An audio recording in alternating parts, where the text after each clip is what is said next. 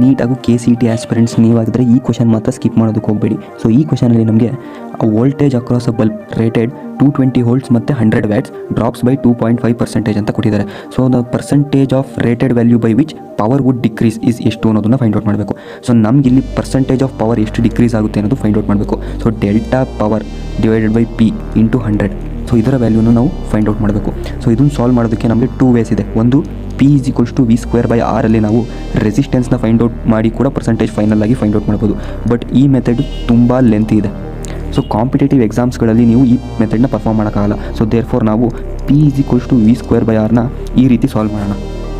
So ಇದನ್ನು ನಾವು differentiate with respect to voltage ಅಂತ ಮಾಡೋಣ. So therefore dP/dV = 2V × 1/R. So 1/R resistance ಅನ್ನೋದು ಯಾವಾಗಲೂ ಕಾನ್ಸ್ಟೆಂಟ್ ಇರುತ್ತೆ. ಸೊ ನೆಕ್ಸ್ಟ್ dPನ ನಾವು ಡೆಲ್ಟಾ P ಅಂತ ಕೂಡ ಬರ್ಕೊಬೋದು into 2V × 1/R is constant. So ಇದನ್ನು ನಾವು ಇಲ್ಲಿ ಕಳಿಸ್ಕೊಂಡ್ರೆ ಈ dV ಅಂತ ನಾವು ಬರ್ಕೊಬೋದು ಅಥವಾ ಡೆಲ್ಟಾ V ಅಂತ ಕೂಡ ಬರ್ಕೊಬೋದು. So delta P = 2V × delta V/R. So ಈ ಡೆಲ್ಟಾ Vನ ವ್ಯಾಲ್ಯೂ ಎಷ್ಟು?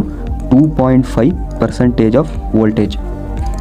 ಸೊ 2V × 0.025V ಅಂತ ಬರ್ಕೊಬೋದು. ಇದನ್ನ divided by R into delta P.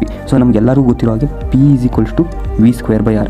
So ಇವೆರಡರ ರೇಷಿಯೋ ನಾವು ತೆಗೆದ್ರೆ ಡೆಲ್ಟಾ P/P = ನಮಗಿಲ್ಲಿ R ಕ್ಯಾನ್ಸಲ್ ಆಗುತ್ತೆ, ನೆಕ್ಸ್ಟು V ಕ್ಯಾನ್ಸಲ್ ಆಗುತ್ತೆ.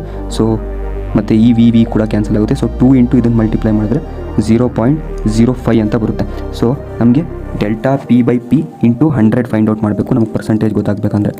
ಸೊ ಇದನ್ನು ನಾವು ಮಾಡಿದ್ರೆ 5% ಅಂತ ಬರುತ್ತೆ. So this is the power decrease.